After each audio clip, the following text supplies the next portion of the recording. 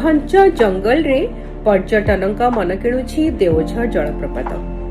सबुज गछलता देई कुळकुळ नादरे बही जाउछि झरणा। आउ एहार मन भरी उपभोग करुछंती पर्यटक। किए भोजी करुछि त किए खोला आकाश तले गाधौछि।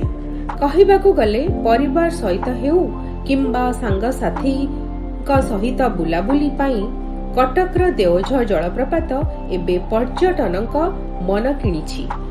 पर्यटन मानचित्र रे कटक जिला एक नुआ स्थान नेछि।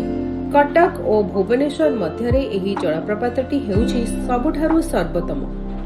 आठगड़ नरसिंहपुर मुख्य रास्तार चंपेश्वर छक निकटरू मात्र 12 किलोमीटर दूर रे अवस्थित एही पर्यटन स्थली। एही जलप्रपातटी कटक ठारू 112 किलोमीटर, भुवनेश्वररू 132 किलोमीटर, पुरीरू 140 किलोमीटर आउ अनुगुलरू मात्र 57 किलोमीटर दूर रे अवस्थित।